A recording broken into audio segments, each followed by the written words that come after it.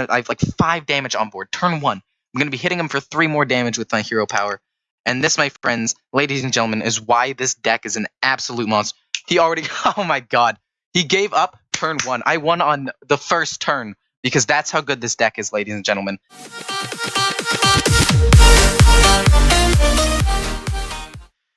So, I'm bound to lose this matchup eventually. However, I don't think that it will be today. I really don't. I don't think it'll be this one. I have a good 1-drop into another good 1-drop. Just the constant hero powers and the fact that they don't have... Like, they're good at removing minions on the board. However, if I never have a ton of minions on the board, I can't actually lose.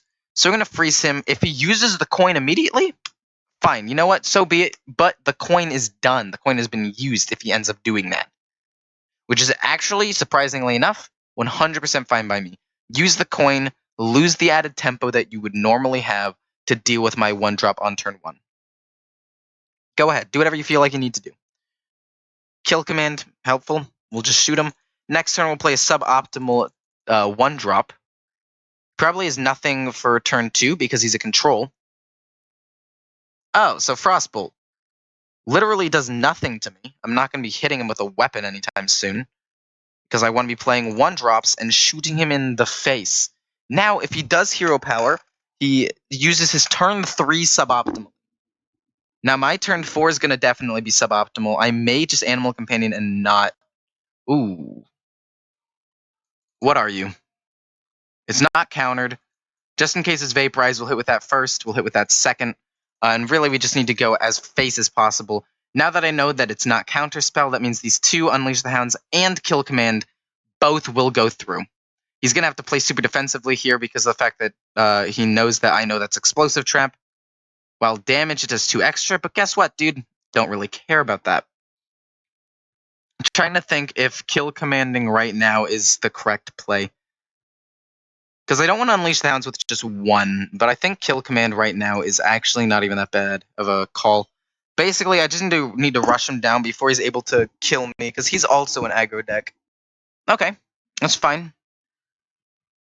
Counterspell, that's entirely fine as well. I do still have Arcane Shot, which is a little bit of a bummer to have to lose, but will Arcane Shot his face? Countered? That's fine. We'll then play Animal Companion and shoot. Hopefully it's Huffer, if it'll ever show up. Misha's actually probably the next best one. Leo would have been fairly useless, although if he hadn't done anything, Unleash the Hounds would have popped off. But this one, it will take both of his minions to kill this, so... Honestly, we're sitting kind of pretty here. Okay. So he wants to give that extra spell damage. Is he gonna... Okay, so he's gonna do 8 damage to my face. He's gonna trade both those minions in. We're gonna hero power... Wow, okay, wait a minute. We're in a very, very good spot here. We basically win next turn if he doesn't do anything immediately. And I don't think this deck runs anything that regains health, so unless he can kill me this turn, I win. And boom, just like that, continually 100% win rate against Mage. And as of right now, as far as you know, his deck is on a 100% win rate rampage, except for this one that I lost that was super duper tilting because he had Lightning Storm into Lightning Storm, and I don't know. It was a tilting deck, and then he had Healing Rain, and ugh. The reason why I think this deck will be absolutely insane for anybody trying to climb from rank 25 up is the fact that this deck is extremely fast. As you can see, these games are over. Played 3 games in 13 minutes. They're over extremely quickly, and it's fairly streaky, which you may think is bad, but look at this. Look at the fact that I can get these amazing win streaks because things work out. And you just need to remember, don't get tilted if you have an amazing lose streak like this one, because you know what? Just after that, you'll go on an amazing win streak. Like, look at all these wins. 7 wins in a row and then a 9 win in a row one. It's insane. I actually really like this particular setup right here. I think I'm going to keep this entire hand. Because this is a very good turn 1 play. Boom into coin this out to put on that. Just immediately. A lot of pressure early. And if he uses the weapon to deal with it, that's fine. If he doesn't, if it's odd, it's not odd, so that's even better for me. He could just play nothing turn 1. And him playing nothing turn 1 blows this game wide open for me. Because now I have this amount of, I have like 5 damage on board. Turn 1. I'm going to be hitting him for 3 more damage with my hero power. And this, my friends, ladies and gentlemen, is why this deck is an absolute monster. He already, oh my god. He gave up turn 1. I won on the first turn because that's how good this deck is, ladies and gentlemen. I played 2 cards by coining out, getting out 2 1/5s on turn 1. He gave up because he knew that there was nothing he could do against that tempo. He was going to be taking 8 damage next turn, and 8 damage for every single turn until he lost. So he'd be dead in like 4. And that's assuming I play nothing else.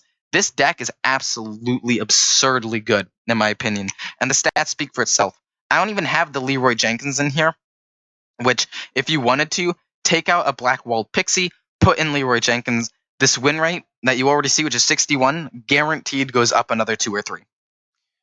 I think that this deck is around a 60 to 65% win rate deck without Leeroy, and definitely close to 65% with Leeroy. Honestly, an amazing deck, and I'm explaining it too much, but I really hope that you guys see how powerful this deck is and use this deck and abuse it. Don't mind me just playing a little bit of a odd budget warrior, so sit back, relax, and enjoy the show. And if you haven't enjoyed the show, feel free to like, comment, and or subscribe because it would help me out a lot. And hit the notification button because it will help you guys out a lot too, I swear. So, Baku, absolutely useless draw here. Usually when I draw Baku on turns 1, 2, or 3, I lose, but, you know, who's actually keeping track of that? This deck has a 59% win rate, got me from rank 9 to rank 5 yesterday in 1 day, 1 straight shot. I really don't want to have to play this turn 1, but I will. Just to up the tempo. Because either he doesn't play anything, or he uses the coin to get a dagger out immediately. Either way, he loses the coin, so he can't combo anything. I'm going to keep doing damage. He just has that normal dagger. And I'm going to keep doing damage anyway. We're going to hit him with this. Next turn, we're going to play this and do that. Basically, you want to ballista shot every single turn in order to win this game. And if you look at the win rates here, this deck is actually pretty nuts into a lot of matchups. It stomps Mage. It beats Warlock for obvious reasons. It generally beats Rogue because Rogue does damage to itself. It beats Priest because Psychic Scream doesn't even hurt me that much. It kind of just... It just doesn't actually hurt me that much, to be totally honest. I just don't have enough minions on the board for it to actually do anything. Paladin, it's wide boards, especially with odd hurt. Hunter, pretty even matchups, I'll say, to be honest. Overall, pretty solid. And do a lot of matchups. Loses to Warrior, but are you really surprised about that? Wait, what? He killed it off. Play that and shoot him. We're going to need to rush him down as quickly as possible. Ideally, he gets out a couple more minions here. I'm going to assume he doesn't have enough to actually combo out yet. Okay, he's already used 2 petals. That's good for me. There's the blade. That's not as good for me. But I'll have a weapon. I'll hit him. I'll shoot him. I'll have Unleash the Hounds. I'll have multiple things. As long as I don't lose in like the next 2 turns, I should be fine. I should actually be good. I'm already in a dangerous position here. Like, he might not even need the Death Rattles to win. He's already used both of the petals. He's not going to hit with the weapon. He wants to save the Death Rattle. He doesn't want to play the Death Rattle either for the fear of me killing it off somehow. So, he's in a pretty tight spot, I'd say. So, we're going to Animal Companion here. Huffer, that's fine. Basically, just go face with as much as possible. I don't actually think... I could actually just lose right here. If he plays the thing, hits, Sinister Strikes, that's 8, 14 damage. And I don't lose. Eviscerate? Double Eviscerate. Does that kill me? 8, 14? No, that shouldn't kill me. What could he have for 0 mana? Unless he has Prep Sinister Strike. Nope. Okay, well, we won. I will admit, games with this deck are pretty close. This specific game went a little bit worse because I had to play in a suboptimal 1-drop. Like, if I had been able to play like a Dire Mole or a Glacial Shard or an Emerald Reaver early, so I could have been able to pump up my stuff with the Battlecry of the Arcus Veteran, it would have been a little bit better, but overall, a pretty good game. And you can see the power of this deck and how fast it can end games. Like, I ended the game very, very quickly, and don't let combo decks We just don't let them able to do anything. And that's why it does so well in the combo decks with Rogue, like Kingsbane, Priest, Warlock. Shaman's a bit rough, Paladin's a bit rough, and Warrior's a bit much. But you will see that soon, probably.